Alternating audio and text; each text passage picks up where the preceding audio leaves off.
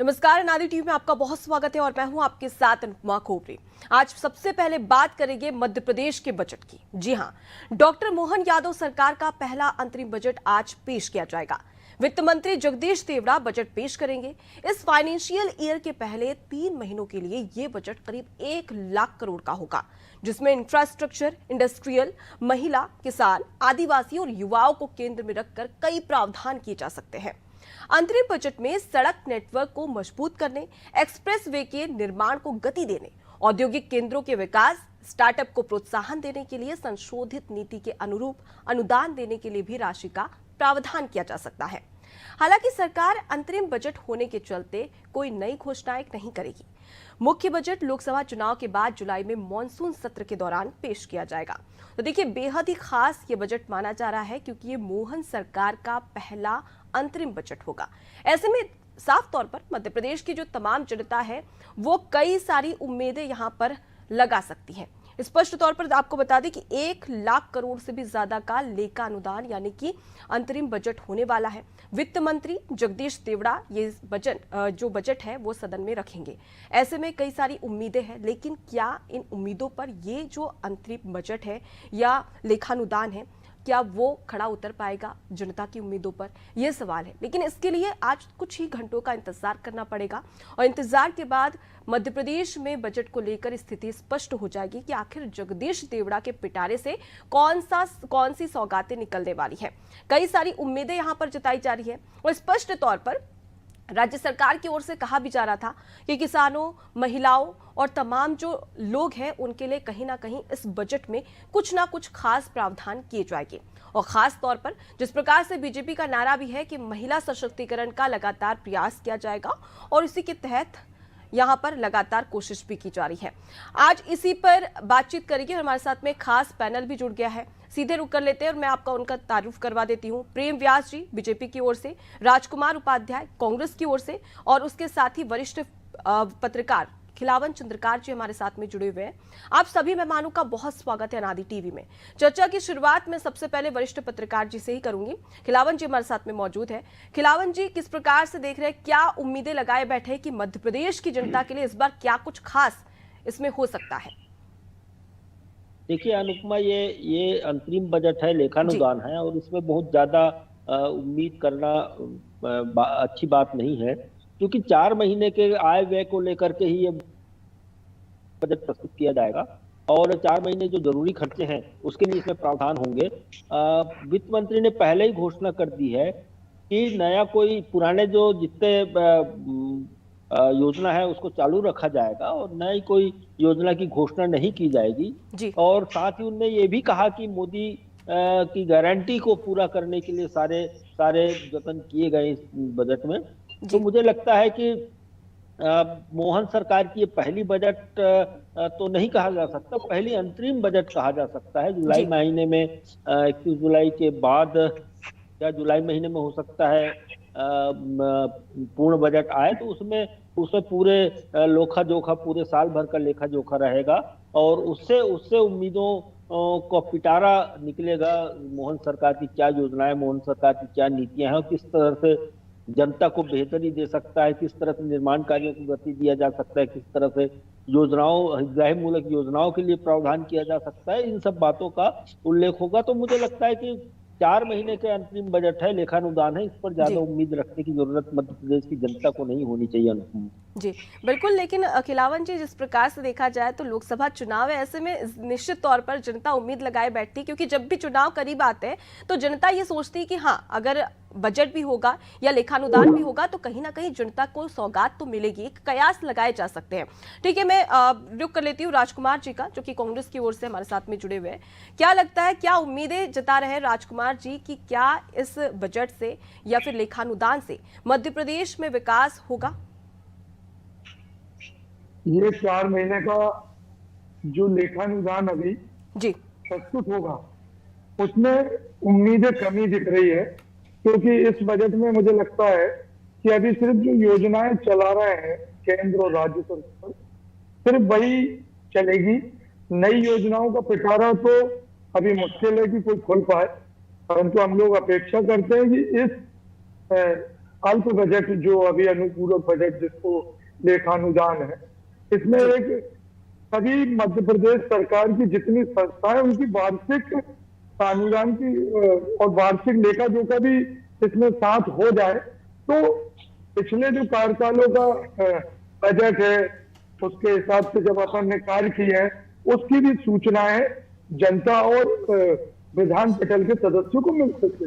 और नई योजनाओं में अगर वो उन्हीं पुरानी योजनाओं को लेकर चल रहे हैं तो उसमें थोड़ा बहुत समावेश किसान, रोजगार, स्वास्थ्य, शिक्षा, इसके लिए भी कितना और वो कर रहे हैं, इसको पहले देखना पड़ेगा कि आखिर वो मध्य प्रदेश की जनता ने जो भरोसा उन्हें उन पर जताया है तो कितना वह इसके लिए उत्तरदायी रहेंगे, कितना निर्वाह कर पाएंगे, ये हमें लेखानुदान बजट में झलक मिल जाएगी। जी, तो बिल्कुल अब देखने वाली बात होगी। कुछ घंटों के इंतजार के बाद में स्थिति भी स्पष्ट हो जाएगी। ठीक है, एक प्रतिक्रिया ले लेती हूँ। प्रेम व्यास जी हमारे साथ में जुड़े हुए हैं।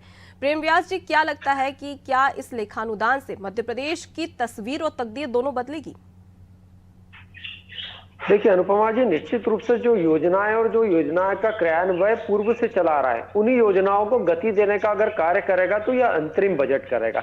आप देखिए, अंतरिम बजट प्रस्तुत करने का जो मुख्य उद्देश्य होता है वो ये होता है कि पूर्व में जो पूर्ण बजट है उसके पहले सरकारी व्यय और आवश्यक वस्तुओं का जो सविनय होता है उसको सुनिश्चित करने के लिए, जैसे हमने जो पूर्व से योजनाएं चलाई थी जहां पर कहीं भी पैसे के मद या किसी भी तरह की रुकावट प्रेषित ना हो, जो आम जनहितैषी योजना है, जो डेवलपमेंट्स को लेकर जैसे अधोसंरचनाओं को लेकर, और हमने पिछले साल हमारे बजट को 2022-23 में 12% ऑलरेडी बढ़ाया।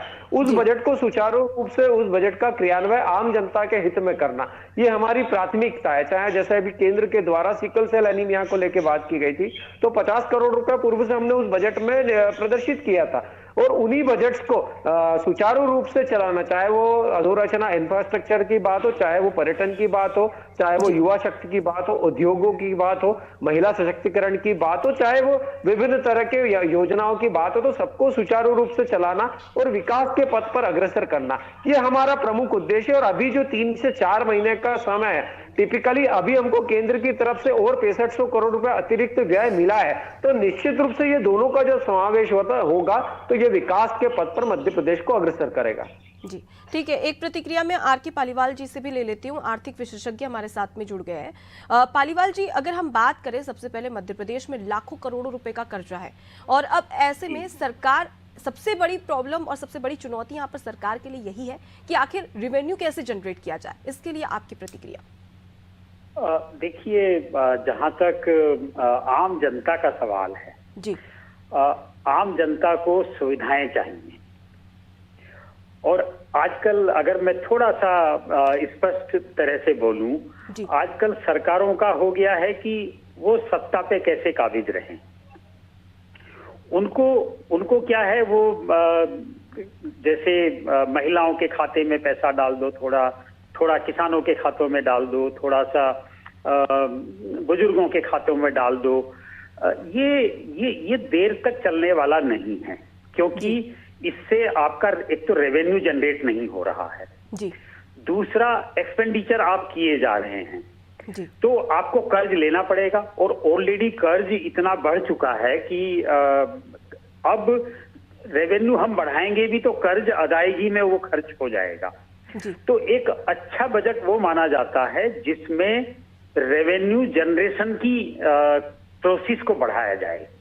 रेवेन्यू जनरेशन बढ़ सकता है या तो रोजगार बढ़े जी, या इंडस्ट्री बढ़े, या पर्यटन बढ़े, मतलब यानी कि हमें एक तरह से जीडीपी में ग्रोथ करना है। चाहे वो हम मध्य प्रदेश जैसे एग्रीकल्चर सेक्टर में बहुत स्कोप है जी, यहाँ पे नेचुरल रिसोर्सेस में बहुत स्कोप है।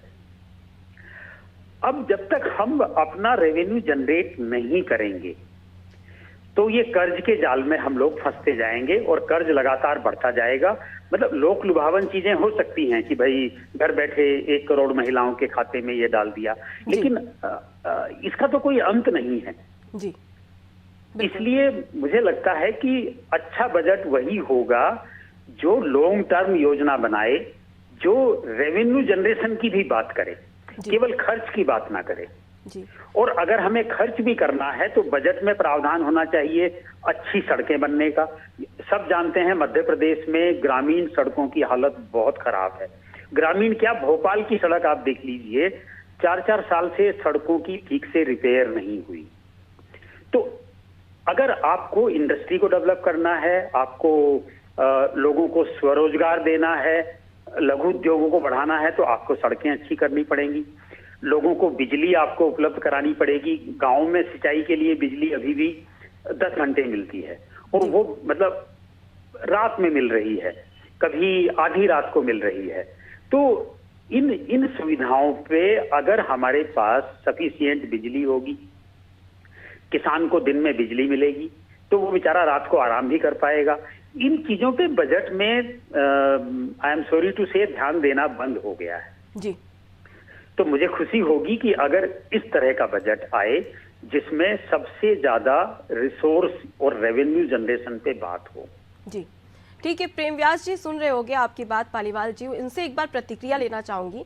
प्रेम व्यास जी, जिस प्रकार से पालीवाल जी के द्वारा कहा गया है कि कहीं ना कहीं जो घोषणाएं की जा रही है महिलाओं के खाते में हर महीने में 1250 रुपए डाले जा रहे हैं, इससे तो कहीं ना कहीं राजस्व बढ़ोतरी नहीं होगी। इसलिए सरकार के पास में कोई ऐसा ऑप्शन रहना चाहिए कि जिससे राजस्व बढ़ोतरी हो सके। अब इसके लिए क्या क्राइटेरिया सेट किया है बीजेपी ने या बीजेपी सरकार ने कि आगे मध्य प्रदेश की अर्थव्यवस्था मजबूती के साथ में आगे बढ़े, इसके लिए क्या स्ट्रक्चर रहेगा? देखिए अनुपमा जी, दो चीजें होती है। एक चीज होती है खर्च को कम करना, जहां पर हमारा संभावित स्रोत है, जहां पर पैसा ज्यादा वेस्ट हो रहा है, उन चीजों को कम करना। और दूसरा हमारी योजनाएं हैं, समावेशी योजनाएं। आप मैं दावे के साथ कहता हूं 1 या 2 योजना को छोड़ दीजिए, उसके अलावा जितनी भी योजना है वो संपूर्णता के साथ सशक्तिकरण की तरफ ले जाती है। मैं पुनः दावे से कहता हूं 1 या 2 योजनाओं को अगर छोड़ दिया जाए तो बाकी समुचित जितनी योजनाएं वे विकास के पद पर अग्रसर होती है। दूसरा, हमने कैपिटल एक्सपेंडिचर में पूर्व में सकारात्मक प्रभाव हमको उसको देखने को मिले। कैपिटल एक्सपेंडिचर्स में स्टेट का कितना उपयोग हुआ था, और अभी इसीलिए केंद्र के द्वारा जो बजट प्रदर्शित करा है उसमें 1 लाख करोड़ रुपया दिया गया है ताकि कैपिटल एक्सपेंडिचर्स में स्टेट्स की भूमिका भी महत्वपूर्ण हो। और हम फिजिकल डेफिसिएट्स को कम करने का प्रयास कर रहे हैं। जब फिजिकल डेफिसिएट्स कम होगा तब जाके विकास के पथ पर प्रदेश अग्रसर होगा और देश भी अग्रसर होगा। ब्याज दर कम होगा, बाजार में रोटेशन बढ़ेगा। लेकिन एक दौर था जब हमको प्राइवेटाइजेशन और सरकारी दोनों की तरफ थोड़ा थोड़ा 50-50% ध्यान देना पड़ा था। लेकिन अब हम जैसे सड़कों की बात है तो पुनः मैं अपनी बात दोहराना चाहूंगा, कुछ जगह की अगर बात करें तो हमने इंफ्रास्ट्रक्चर को मुख्य माना है। लगभग 30 से 40% पैसा इंफ्रास्ट्रक्चर में खर्च करा है, जिसका प्रतिशत ये मिला कि लगभग 5 से 5.25 लाख किलोमीटर सड़कें मध्य प्रदेश में निर्मित हुई है। दूसरा, बिजली में जो स्थिति थी हमारी, आज हम 28,000 मेगावाट प्लस में पहुंचे, हम सरप्लस की स्थिति में आए। ग्रामीण सड़क जोड़ा योजना बनाई थी जिसका प्रतिशत है कि किसान अपनी आवक को मंडी तक ले जा पा रहा है। और दूसरा, एफटीओ और एफपीओ का निर्माण हमने करा है, जो हमारा टारगेट था 2023 का, वो हमने बहुत पहले अचीव कर लिया। और अब हमने अपने टारगेट्स को और बढ़ाया ताकि आधुनिकीकरण की तरफ किसान जाए। जैसे नीम कोटेड यूरिया, उसका इंटरनेशनल मार्केट रेट बहुत ज्यादा है और हम मात्र 10%। ठीक है प्रेम व्यास जी, कई सारे कोशिशें यहाँ पर राज्य सरकार की ओर से, केंद्र सरकार की ओर से भी की जा रही है। डबल इंजन के फायदे भी आपके द्वारा गिनाए जा रहे हैं। लेकिन सबसे पहली बात कि लाखों करोड़ों रुपए का कर्ज है, अब ऐसे में रेवेन्यू जनरेट करना और उस कर्ज को कम करना, ये काफी बड़ी चुनौती है। ऐसे में क्या उम्मीद लगाए बैठे हैं आप? देखिए, मैं अगर आपको पुनः पुरानी बात अगर करूंगा तो एक समय बजट की तुलना में कर्ज दर क्या था और आज बजट की तुलना में कर्ज दर क्या है। एक समय पर कैपिटा इनकम क्या थी और आज पर कैपिटा इनकम क्या है। निश्चित रूप से हमने स्रोतों का निर्माण करा है। निश्चित रूप से हमने जितनी संभावनाएं प्रदेश में हो सकती थी, चाहे वो उद्योगों के माध्यम से हो, चाहे वो पर्यटन के माध्यम से हो, चाहे वो एफडीआई के माध्यम से हो, हमने इन्वेस्टमेंट के लिए एक समूचा वातावरण का निर्माण करा है जहां पर बिजली, पानी, सड़क ये मूलभूत आवश्यकताएं हैं किसी भी उद्योग को स्थापित करने के लिए। प्रारंभिक तौर पे इन्हीं को स्थापित कराए और 3000 के लगभग स्टार्टर आज मध्य प्रदेश में प्रारंभ हो चुके हैं। औद्योगिक पार्क लगभग 11 औद्योगिक पार्कों का निर्माण है, 2 आईटी कैंपस चल चुके हैं जिसमें सभी दूर से आज कंपनीज आ रही है, फॉरेन कंपनीज तक इन्वेस्ट कर रही है मध्य प्रदेश में। तो ये हमारा विकास का मॉडल है। और जो आपने कर्ज दर की बात करी, मैं पुनः बताना चाहूंगा कि पर कैपिटा इनकम आज 1,78,000 के लगभग पहुंच चुकी है। अगर हम कर्ज दर की बात करेंगे तो 31% जीएसडीपी हुआ करता था। समूचा विकास करने के पश्चात भी कर्ज ना चुकाते बनता था, हम उसको 29% तक लेके आए। हमने विकास भी समुचित कराया, हमने कर्ज भी समय पर चुकाए। और जैसे जो मैंने अभी बताया था कि हम अभी प्रयास ये कर रहे हैं कि जहां पर फिजिकल डेफिसिट जो 55.709 करोड़ था का घाटा था, उसको किसी तरह से हम कम करें ताकि इस पैसा को भी विकास के पथ पर लगाया जाए। ठीक है, राजकुमार जी से प्रतिक्रिया ले लेती हूँ। राजकुमार जी, यहाँ पर प्रेम व्यास जी के द्वारा कई सारे विकास कार्यों को गिनाया जा रहा है, कितने संतुष्ट नजर आ रहे हैं आप? धरातल पर जब हम देखेंगे तो ये विकास शून्य है 18 सालों में। जी, 18 सालों की सरकार में उद्योग धंधे बीमारू हो चुके हैं। लोग बाहर के जितनी उद्योग समिट हुई है, आप लगाइए कि उद्योग समिट में कितना खर्चा हो चुका है पूर्व मुख्यमंत्री जी के कार्यकाल में, लेकिन कितने उद्योग आ पाए मध्य प्रदेश में, कितने बेरोजगारों को रोजगार मिला। रोजगार कार्यालयों की स्थिति देख लीजिए कि रोजगार पंजीयन से लेकर रोजगार कार्यालय के लिए कितनों को कॉल लेटर गए, वो भी आपको बता देंगे। उसके बाद शिक्षा, स्वास्थ्य, रोजगार की स्थिति बिल्कुल हालत दयनीय है। अभी महंगाई के कारण लगातार हालत दिन पे दिन खराब हो रहे हैं। और दूसरा इंफ्रास्ट्रक्चर या बाकी आप बात कर रहे हैं तो उद्योग धंधों में आप बताइए, नए उद्योग में जो कई योजनाएं डीआईसी द्वारा औद्योगिक विकास निगम की मध्य प्रदेश के उद्योग नीतियों में जितनी योजनाएं आई थी, कई योजनाएं बंद हो गई। गरीबों के लिए लाभ के लिए जैसे संबल योजनाएं चलाई थी, वो भी आजकल बंद हो गई है। उसके अतिरिक्त भी कई योजनाएं ऐसी हैं जो इसका लाभ आम जनता को नहीं मिल रहा है। स्वास्थ्य की सुविधाएं देख लीजिए, स्वास्थ्य की सुविधाएं जर्जर हो चुकी है, अस्पतालों की हालत खराब है। आप कहते हैं हमने नए सीएम राइज स्कूल खोल लिए, तो पुराने ही सरकारी स्कूलों का उन्नयन क्यों नहीं कर पा रहे हैं? हम उसी स्कूलों में अच्छी शिक्षा क्यों नहीं दे पा रहे हैं? आज भी कई जगह छतों से पानी टपक रहा है, बाहर धूप में बैठ के बच्चे पढ़ रहे हैं, ऐसी स्थितियां आज भी है। स्वास्थ्य में भी हालत ग्रामीण क्षेत्र में खराब है। किसानों की भी उपज का सही दाम नहीं मिल रहा है। यूरिया की बात करें तो खाद और यूरिया के लिए मैदानी संघर्ष के लिए जगह जगह किसान बार बार रोडों पर जाम लगाते हैं, धरना करते हैं। तो यह भूतल पर, धरातल पर जब हम देखेंगे तो ये बहुत सारी दिक्कतों का सामना आम जनता कर रही है। अच्छा, जब 2018 में कांग्रेस की सरकार थी तब कांग्रेस ने जिस प्रकार से आप यहाँ पर खामियां गिना रहे हैं, तो उन खामियों को पूरा करने के लिए या खत्म करने के लिए कांग्रेस ने कौन से प्रयास किए?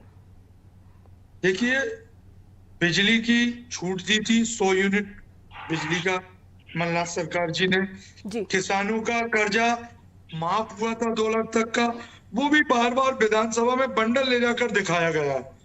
अब किसानों की राज में ये किसान हितैषी, आदिवासी हितैषी सरकार बोलते हैं, अनुसूचित जाति के लिए करने की बात करते लेकिन हैं। बीजेपी तो ये कहती है कि कांग्रेस ने पूर्ण कर्जे की माफ करने की बात कही थी, लेकिन वो अपना वादा पूरा नहीं कर पाई। तो ये सवाल भी उठाए जा रहे हैं बीजेपी की ओर से।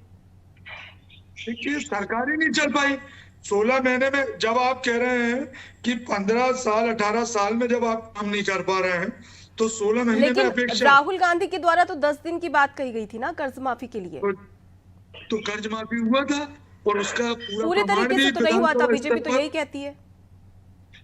तो विधानसभा में बार बार जो 24 लाख किसानों का, 27 लाख किसानों का कर्जा मैं कागज के प्रस्तुत किया गया था, वो क्या था? नहीं, ये बात सच है कि कांग्रेस ने कर्जा माफ किया है, लेकिन उस तरीके से नहीं किया। पूरे किसानों का कर्जा माफ नहीं किया। जो 10 दिन का वादा किया था कि 10 दिन में हम या तो सरकार, मुख्यमंत्री बदल जाएगा या फिर पूरा कर्जा माफ कर देंगे, तो इस प्रकार की बातें कही गई थी। मैं प्रेम व्यास जी से इस पर प्रतिक्रिया लेना चाहूंगी। देखिए, मैं बहुत अच्छी बात करी थी उस समय। राहुल गांधी जी ने खड़े होकर एक बात कही कि अगर 7 दिन में कर्ज माफ नहीं हुआ तो हम सरकार मुख्यमंत्री बदल देंगे। उसके बाद में वे किसान ठगे महसूस हुए थे, उन्होंने कहा कि हम राष्ट्रीयकृत बैंकों का कर्ज माफ नहीं करेंगे या हम संस्था के माध्यम से जो बैंक पैसा लिया गया था उसको माफ नहीं करेंगे। ऐसे करके उसमें डिविजन डाल दिए गए और डिविजन डालने के पश्चात ये हुआ कि 49,000 करोड़ रुपया भारतीय जनता पार्टी ने पुनः सत्ता में आने के पश्चात में किसानों को दिया ताकि उनकी स्थिति सुधर सके। और इन्होंने जो किसानों की उस समय स्थिति करी थी, उस समय आप देखेंगे तो किसानों ने चक्का जाम तक करा था। जी हेलो, आवाज आ रही मेरी? जी जी जी बोलिए। जी, उस समय किसानों ने चक्का जाम तक करा था और किसानों को उस समय जेल पहुंचाने का कार्य करा था। वहीं अतिथि शिक्षिकाओं ने अपनी मांगों को लेकर, अनुदान को लेकर उन्होंने मुंडन तक करा दिया था, लेकिन सरकार ने नहीं सुनी। यहां पर उल्टा हुआ था, 49,000 करोड़ उसी समय दिया और उसी का प्रतिशत था कि 42-43% के साथ में गेहूं और तिलहन आज मध्य प्रदेश निर्यात करने की ठीक है प्रेम व्यास जी, चलिए ठीक है। डबल इंजन की सरकार है मध्य प्रदेश में, तो क्या बीजेपी से उम्मीद की जा सकती है कि जो वादा, जिस वादे के साथ में कांग्रेस 2018 में सरकार में आई थी, कहीं ना कहीं बीजेपी उस पर विचार कर सकती है, किसान के कर्ज माफी का, पूर्ण कर्ज माफी का? देखिए, निश्चित रूप से हमने जो कहा, हमारी जो क्रेडिबिलिटी है वो जनता लेती है। हमारी क्रेडिबिलिटी थी कि हम सरकार में आते से ही आपका जो पूरा ब्याज है वो माफ करेंगे। आप बताइए, पटल पर एक भी प्रश्न अगर ऐसा हुआ जिसमें हमने पूरा कर्ज का जो पूरा जो ब्याज था वो माफ ना कराओ, उसके बाद में बिना ऋण, बिना ब्याज के ऋण प्रोवाइड करा। हमने कहा था कि हम 5,000 मेगावाट तक का जो कनेक्शन है वो मात्र 3150 रुपए में देंगे, वहीं उसको 51,000 रुपए में पूर्व में देने का कार्य होता था, हमने 3150 में दिया। हमने कहा कि हम औद्योगिक संरचनाओं के लिए अनुमोदन से मुक्त रखेंगे 3 वर्षों के लिए, हमने वो करके दिखाया। जो पूर्व में औद्योगिक नीति 0 पे पहुंच गई थी, माइनस में थी, वो 21% तक पहुंची। तो जनता हमारी क्रेडिबिलिटी जानती है कि हमने जो वादे करे वो धरातल पर भी आएंगे और उसका क्रियान्वयन भी होगा। ठीक है, देखते हैं आगे की किस प्रकार से 5 साल है अभी तो आपके पास में, किस प्रकार से व्यवस्थाएं बनाते हैं और अर्थव्यवस्था मजबूत होती है मध्य प्रदेश की। फिलहाल तो कर्ज कहीं ना कहीं एक बड़ी परेशानी यहाँ पर बनता हुआ नजर आ रहा है। वरिष्ठ पत्रकार का रुख करूंगी, खिलावन जी हमारे साथ में लगातार जुड़े हुए हैं। खिलावन जी, जिस प्रकार से मध्य प्रदेश की वर्तमान स्थिति देखी जा रही है, इससे आप पूरी तरीके से वाकिफ हैं। आप ऐसे इस जो लेखानुदान है उसमें क्या बदलाव चाहते हैं कि हाँ, इस लेखानुदान में मध्य प्रदेश की जनता के लिए ये चीजें होना बेहद ज्यादा जरूरी है? मूलभूत सुविधाओं के अलावा और किस प्रकार से बढ़ोतरी की जा सकती है अन्य चीजों में, ताकि इंफ्रास्ट्रक्चर मजबूत हो, उसके साथ ही साथ मध्य प्रदेश की आर्थिक स्थिति में कहीं ना कहीं एक मजबूती सामने आए? देखिए अनुपमा जी, सबसे पहली बात तो यह है कि अधोसंरचना विकास के लिए ज्यादा से ज्यादा राशि का प्रावधान होना चाहिए। जिस तरह से व्यवस्था में सुधार होनी है उसके लिए बड़े धनराशि की जरूरत है, वो उसकी जरूरत है। दूसरी बात, चूंकि ये लेखानुदान है, अंतरिम बजट है, इसलिए बहुत ज्यादा उम्मीद नहीं की जा सकती। लेकिन हाँ, मुझे लगता है, मैं पालीवाल जी के इस बात से बिल्कुल सहमत हूँ कि नए आय के स्रोत सृजन करने के लिए बजट में कुछ न कुछ प्रावधान किया जाना चाहिए था, जिसका अभाव देखा लगभग मुझे लगता है कि ऐसा संभव नहीं है। क्योंकि पिछले बजट में भी सरकार ने कोई बहुत बड़ा अचीवमेंट आर्थिक स्रोत को बढ़ाने के लिए नहीं किया था। और सबसे महत्वपूर्ण बात यही है कि कितना कर्ज है, 4 लाख करोड़ का लगभग कर्ज है मध्य प्रदेश सरकार पर। 3.5 लाख करोड़ कि हाँ, लगभग हो गया है, क्योंकि हर हफ्ते तो कर्ज लिया जा रहा है। हमको पता ही नहीं चल पाता कि किस संस्थान से कितना कर्ज ले लिया गया। तो मुझे लगता है कि मुफ्त की रेवड़ी बांटने के लिए जिस तरह से सरकार कर्ज पर कर्ज लेती जा रही है, इस पर नियंत्रण होना चाहिए। और इस पर तभी नियंत्रण हो सकता है जब सरकार इस मंशा से उतरे कि हम जन कल्याण के कार्य करेंगे। हम सिर्फ वोट की राजनीति के लिए, जनता को खुश करने के लिए धनराशि का, सरकार के संसाधनों का उपयोग नहीं करेंगे। जिस दिन सरकार ने ये सोच लिया, उस दिन समझ जाइए कि आप हमारी सरकार इस दिशा में आगे कदम बढ़ा चुकी। जी देखिए, जो अंतरिम बजट है या जो लेखानुदान है, अभी उसमें लाडली बहना योजना के लिए 4 माह का प्रावधान किया जा रहा है। तो मुझे लगता है कि कितनी बड़ी धनराशि इसमें लग रही है। और सरकार ने यह भी स्पष्ट कर दिया है कि पुरानी चल रही योजनाओं को हम लगातार जारी रखेंगे। तो मुझे लगता है कि प्रति माह 12,500 अभी 1250 रुपये अभी दिया जा रहा है। यदि इसको बढ़ा करके 3,000 रुपया कर दिया जाता है प्रति माह, तो कितनी बड़ी बजट की राशि, कितनी बड़ी धनराशि की जरूरत होगी, ये सोचने का विषय है। साथ ही देखिए किसानों को बिना ब्याज का जो ऋण दिया जा रहा है, मुझे लगता है कि ब्याज अनुदान का प्रावधान भी इस बजट में किया जाएगा। कुछ समय बाद बजट पेश हो जाएगा, लगभग आधा घंटा मुझे लगता है कि जी मध्य प्रदेश विधानसभा में अंतरिम बजट या लेखानुदान वित्त मंत्री और उप मुख्यमंत्री जगदीश देवड़ा जी प्रस्तुत कर देंगे। लेकिन जो खास बात है, यही लगता है कि मुझे ये जो ब्याज दिया जा रहा है, ब्याज बिना ब्याज का ऋण दिया जा रहा है, उसके ब्याज अनुदान के लिए प्रावधान होने की संभावना है। देखिए छात्रवृत्ति तरह तरह के कर रहे हैं हम, पिछड़ा वर्ग के लिए, अनुसूचित जाति जनजाति के लिए, मेधावी छात्रों के लिए, इस तरह की छात्रवृत्तियां जो वितरित की जा रही है, उसके लिए मुझे लगता है कि उसका प्रावधान भी इस बजट में, इस लेखानुदान में होने वाला है। जननी एक्सप्रेस, मुख्यमंत्री तीर्थ दर्शन, मुख्यमंत्री सामूहिक विवाह योजनाओं के लिए चूंकि पुरानी योजनाओं को चालू रखने की बात वित्त मंत्री ने स्पष्ट कर दिया है, तो एक बड़ा प्रावधान इन तीनों के लिए भी किया जा सकता है। देखिए मध्य प्रदेश में एक बहुत बड़ी प्रोजेक्ट, बड़ी प्रोजेक्ट शुरू होने वाली है नदी जोड़ो परियोजना की।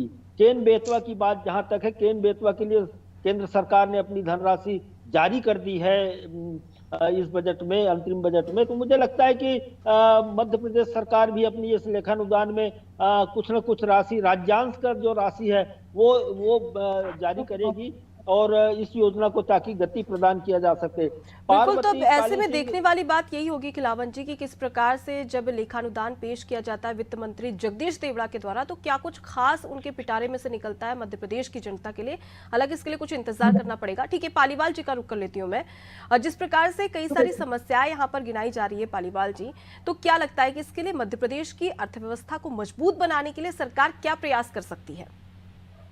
देखिए, मेरी बात से खिलावन जी ने भी सहमति जाहिर की थी, क्योंकि मुझे लगता है हम दोनों ही अराजनीतिक बात कर रहे हैं।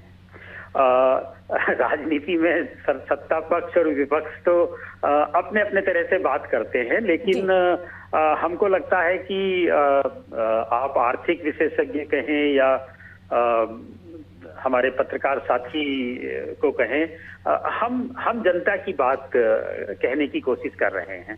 एक बात अभी कही गई थी कि पर कैपिटा इनकम काफी बढ़ गया है। ये अच्छी बात है, पर कैपिटा इनकम बढ़ना किसी भी इकोनॉमी के लिए एक पॉजिटिव इंडिकेशन माना जाता है, लेकिन पर कैपिटा इनकम बढ़ना कभी कभी बहुत खतरनाक भी होता है, क्योंकि पर कैपिटा इनकम में हो सकता है एक उद्योगपति की इनकम 20 गुना बढ़ जाए जी, और जो सबसे गरीब तबके के लोग हैं उनकी इनकम बिल्कुल ना बढ़े, तो भी पर कैपिटा इनकम बढ़ी हुई मान ली जाती है।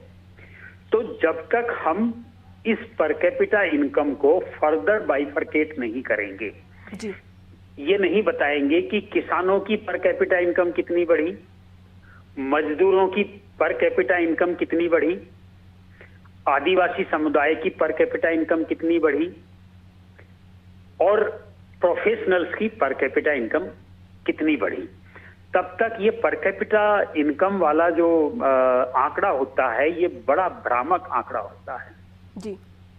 इसको कोई भी अर्थशास्त्री बता देगा। मान लीजिए मेरी इनकम बहुत ज्यादा बढ़ गई पिछले 5 साल में और आपकी बिल्कुल नहीं बढ़ी जी, तो भी ये मान लिया जाएगा कि हम दोनों की पर कैपिटा इनकम बढ़ गई जी। तो मेरी पर कैपिटा इनकम जो बढ़ी वो कम कर दी जाएगी पर कैपिटा में औसत निकालने में, और आपकी जो बिल्कुल नहीं बढ़ी उसको बढ़ी हुई मान लिया जाएगा जी, तो दोनों तरफ से डबल भ्रामक आंकड़े आ जाएंगे जी। अब अगर हम ये कहते हैं कि पर कैपिटा इनकम सबकी बढ़ी, तो हमें बताना होगा कि भाई फिर तो मजदूरों की मजदूरी रेट भी डबल हो जाना चाहिए था। 5 साल पहले मनरेगा का रेट भी डबल होना चाहिए। फिर तो अगर पर कैपिटा इनकम डबल हुई है तो मनरेगा की इनकम डबल हम क्यों नहीं कर रहे हैं, गरीबों की इनकम क्यों नहीं हम डबल कर रहे हैं, और सरकारी कर्मचारियों को भी फिर उतना ही डीए बढ़ाना चाहिए। अगर पर कैपिटा इनकम बाकी लोगों की डबल हो गई है 5 साल में, तो सरकारी कर्मचारियों का डीए भी आपको डबल कर देना चाहिए। तो ये कुछ ऐसे मुद्दे हैं जिन पे जब तक हम गहराई में नहीं जाएंगे जब तक हम उनका फर्दर विश्लेषण नहीं करेंगे तब तक ये भ्रम चारों तरफ उसको बड़ी आसानी से फैलाया जा सकता है। जी। तो देखना यह है कि बजट ऐसे क्या प्रावधान करते हैं बजट में जिससे कि उन लोगों की भी पर कैपिटा इनकम बढ़े जिनकी पिछले 5 साल में उस हिसाब से नहीं बढ़ी। जी। किसानों की बात अभी हो रही थी, अभी शायद एक साथी ने, शायद सत्ता पक्ष से हैं वो, उन्होंने कहा कि विपक्ष की जब सरकार थी चक्का जाम हुआ था। आज तो केंद्र सरकार में दिल्ली में चक्का जाम है, चारों तरफ से रास्ते बंद हैं। मैं कल दिल्ली में ही था, बिल्कुल छावनी दिल्ली बनी हुई है, सारे बॉर्डर। तो अब क्यों चक्का जाम हो रहा है, क्यों सारे प्रदेशों के किसान आंदोलनरत हो रहे हैं? कहीं ना कहीं किसानों को ये तो लग रहा है कि उनकी पर कैपिटा इनकम उस तरह से नहीं बढ़ी जैसे उनको कहा गया था कि 5 साल में डबल कर देंगे। डबल 2 ही कारण से हो सकती थी, क्योंकि रातों रात फसल की पैदावार तो नहीं बढ़ सकती। फसल के दाम तो 1.5 गुना भी नहीं बढ़े हैं, तो इनकम डबल कैसे हो जाएगी? जी। साथ साथ फर्टिलाइजर के दाम बढ़ रहे हैं और डीजल पेट्रोल के दाम पिछले 5 साल में खूब बढ़े हैं। बिल्कुल, तो देखा जा सकता है। और कहीं ना कहीं जैसे जैसे चुनाव करीब आते हैं तो आम जनता एक प्रेशर बनाने की कोशिश भी करती है केंद्र सरकार पर या राज्य सरकार पर, क्योंकि ये इस वजह से भी किया जाता है क्योंकि उन्हें ये उम्मीद रहती है कि हाँ चुनाव है तो कम से कम उनकी मांगे पूरी कर ली जाएगी। लौटूंगी आपके पास में, आपने जो सवाल किए थे प्रेमव्यास जी से उसका जवाब ले लेती हूँ। प्रेमव्यास जी, आपने जिस प्रकार से पालीवाल जी को सुना होगा, किसानों को लेकर वो बोल रहे थे, उसके साथ ही आर्थिक स्थिति को मजबूत करने की बात कह रहे थे, क्या सोचते हैं इसके बारे में आप? देखिए, निश्चित रूप से मैं दोनों जो विश्लेषक महोदय हैं उनका बहुत सम्मान करता हूं और गहराई से उन्होंने इसका चिंतन करा, मैं इसका भी उनको साधुवाद देता हूं। दूसरी चीज है कि सिर्फ पर कैपिटा इनकम को नहीं मापना चाहिए। मैं आपको दूसरा आंकड़ा भी बताता हूं, ईपीएफओ का आंकड़ा अगर आप देखेंगे तो लगभग 11 करोड़ लोग ईपीएफओ से जुड़े थे, अभी 27 करोड़ लोग जुड़े हैं। तो ये 27 मतलब 16 करोड़ लोग कोई हवा में तो अंतरित हुए नहीं, इनको जॉब मिला होगा, इनका पैसा कटा होगा, तब ये ईपीएफओ के माध्यम से जुड़े। तो हम जो पर कैपिटा इनकम की बात कहते हैं वो उनको बल देने के लिए बहुत सारे आंकड़े हैं जहां से ये प्रदर्शित होता है कि हाँ स्थिति में सुधार हुआ है। दूसरा जो किसानों को लेकर इन्होंने बात करी थी, हाँ निश्चित रूप से किसानों की स्थिति खराब थी, पर आप बताइए कि जो 3 कृषि कानून के खिलाफ किसानों ने आंदोलन करा था, वो 3 कृषि कानून वापस लेने के पश्चात भी वहीं पर है। और वहां जो नारे लग रहे थे, मर जा मोदी, जैसे ठोका था इंदिरा को वैसे ठोकेंगे मोदी को, क्या वे किसान हो सकते हैं जो अपनी मांगों को लेकर इस तरह के नारे लगाएंगे? और उन जो किसानों का जो नेतृत्व करता लोग थे, वे अपनी विधानसभा से जो उनकी चौपालों पे जितने लोग नहीं बैठते थे उतने वोट नहीं मिले, जबकि वो किसानी क्षेत्र से चुनाव लड़े थे। तो निश्चित रूप से राजनीति के एक अलग विषय है और राष्ट्रनीति एक अलग विषय है। जो लोग राजनीति करना चाहते हैं शायद वे राष्ट्रनीति को नहीं समझना चाहते। ठीक है, पहले हम लेखानुदान पर बात कर ले और सबसे पहले मैं आपसे जवाब चाहूंगी कि लेखानुदान आज पेश किया जाएगा वित्त मंत्री जगदीश देवड़ा के द्वारा। इस दौरान लाडली बहना या लाडली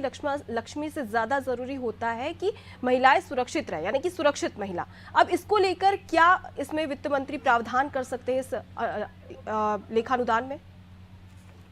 देखिए, लेखानुदान के पूर्व में हमारा बजट आया था, उसमें हमने महिला सशक्तिकरण को लेके बहुत सारी योजनाएं चल रही थी और महिला सशक्तिकरण को लेके, महिला शिक्षा को लेके जो योजनाएं चलाई थी उसी का प्रतिसाद है कि 45% से महिला साक्षरता दर 65% पहुंचा है। मातृ शिशु दर जो मृत्यु थी उसमें कमी आई है। 44 लाख महिलाएं मातृ वंदन योजना से जुड़ी है। अगर सिर्फ मध्य प्रदेश की बात करेंगे तो 17,000 महिलाएं स्व सहायता समूह से जुड़ी है और उसके बाद निर्विवाद रूप से जीत कर आई है पंचायती चुनाव और विभिन्न चुनावों के माध्यम से।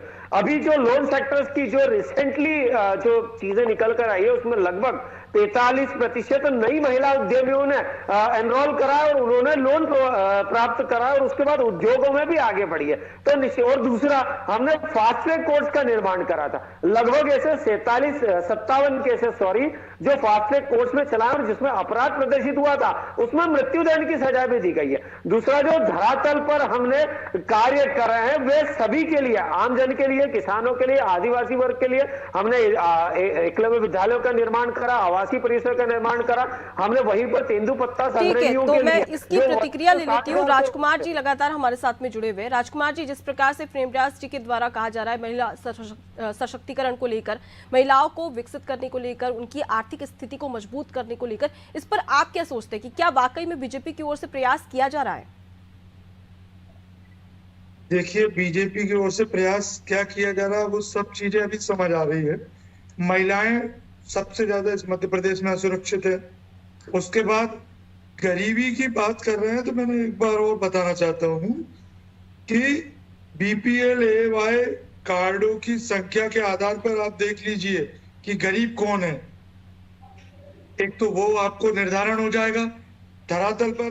दूसरा, हमारे भाई साथी कह रहे थे कि कांग्रेस के शासनकाल में किसान चक्का जाम करते थे आंदोलन, तो भारतीय जनता पार्टी के राज में तो किसान आत्महत्या भी कर रहा है, सुसाइड कर रहा है, व्यापारी परेशान है, नौजवान परेशान है, रोजगार परेशान रोजगार के लिए, और महिलाएं तो सर्वाधिक परेशान है।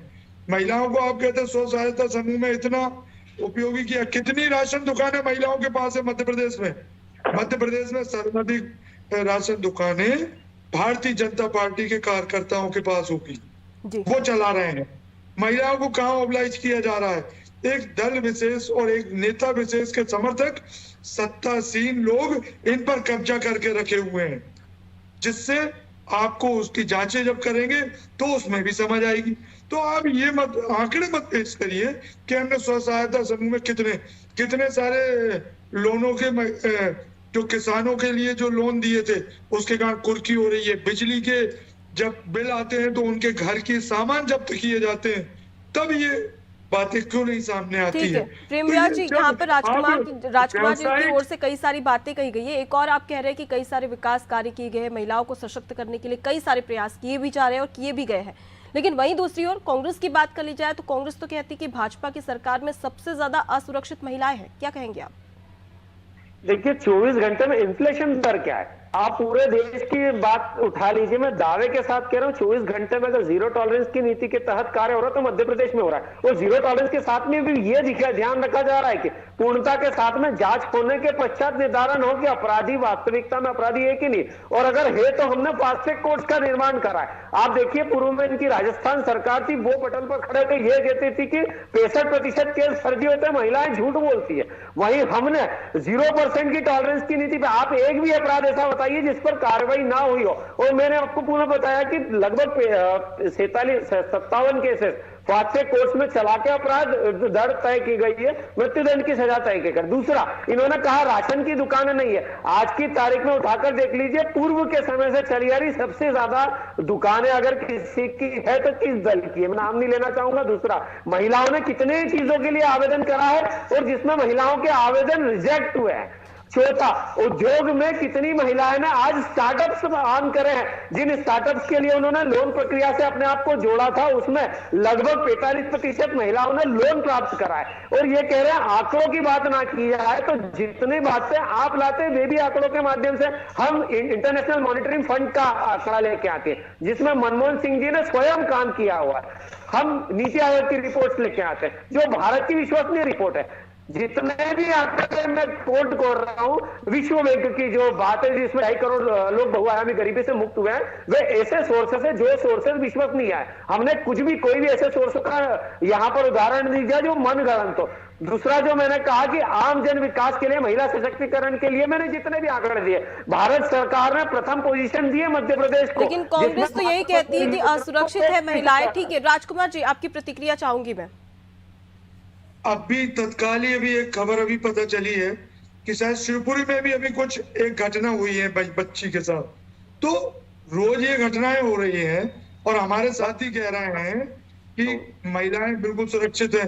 और राशन की मैं फिर बोलना चाहता हूं प्रेम जी को कि आप पूरे प्रदेश की दुकानें, राशन दुकानें उठाइए कि भारतीय जनता पार्टी कार्यकर्ता चला रहे हैं जिन पर अधिकारियों की जांच नहीं हो रही है, शिकायतों पर कार्रवाई नहीं हो रही है।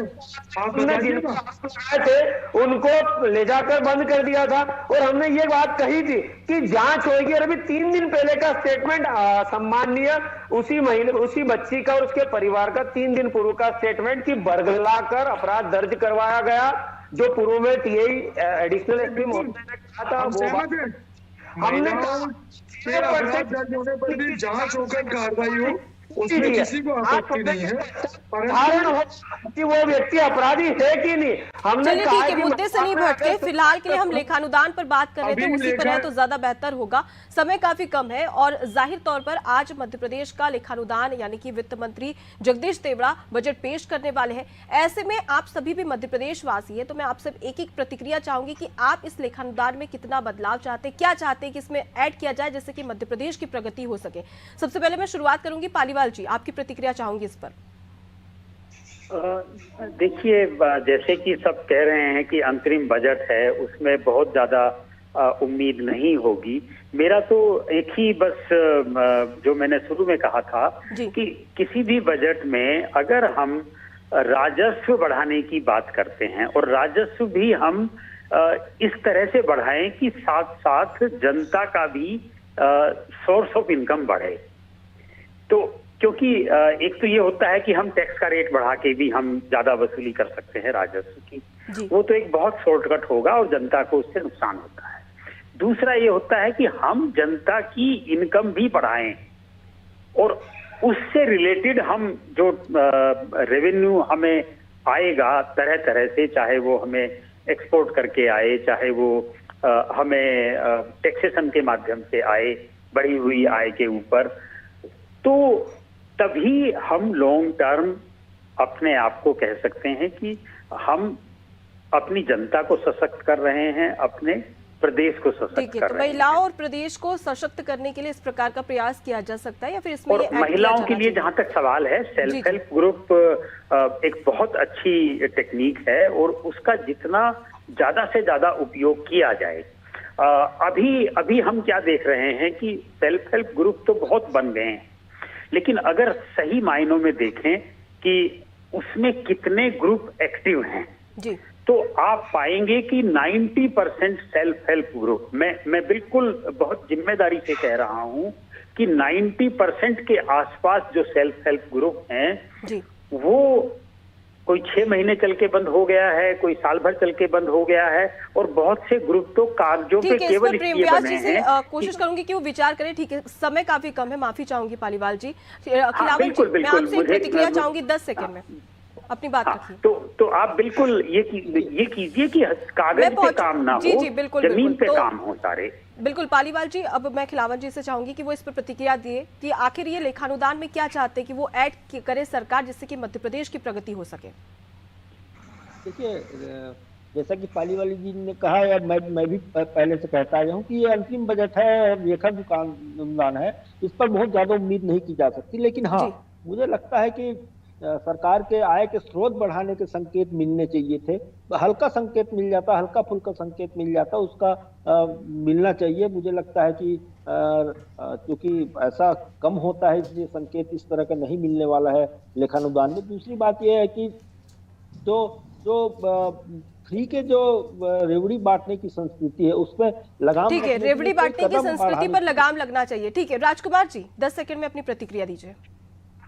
मैं ये कहना चाहता हूँ कि लेखानुदान जो पेश हो रहा है उसमें यह होना चाहिए कि मध्य प्रदेश सरकार जो लगातार कर्जा ले रही है, उस कर्जे को ना लेकर हम यहीं से संसाधनों से आय के स्रोत पैदा करें, जिससे यहाँ के नागरिक आत्मनिर्भर वास्तव में बने और यहाँ। बिल्कुल, तो अब देखने वाली बात होगी कि इस पर किस प्रकार से विचार किया जाता है। बिल्कुल प्रेमव्यास जी से उम्मीद करूंगी कि वो सरकार तक इन बातों को पहुंचाए। फिलहाल के लिए आप सभी मेहमानों का बहुत शुक्रिया बातचीत करने के लिए, उस डिबेट में हमारे साथ में शामिल होने के लिए। तो देखिए, इंतजार अब से कुछ ही देर के बाद खत्म होने वाला है, क्योंकि मोहन सरकार का पहला अंतरिम बजट यानी कि अनुदान लेखानुदान पेश किया जाएगा। ऐसे में जनता को काफी ज्यादा उम्मीदें हैं। ये उम्मीदें इसलिए भी है क्योंकि 2024 का लोकसभा चुनाव काफी करीब है। अब ऐसे में देखने वाली बात होगी कि क्या ये बजट या लेखानुदान उम्मीदों पर खड़ा उतर पाता है। मध्य प्रदेश के इस बजट से बढ़त मिलती है अर्थव्यवस्था में या नहीं। फिलहाल के लिए मुझे दीजिए इजाजत। देखते रहिए नादी टीवी। नमस्कार।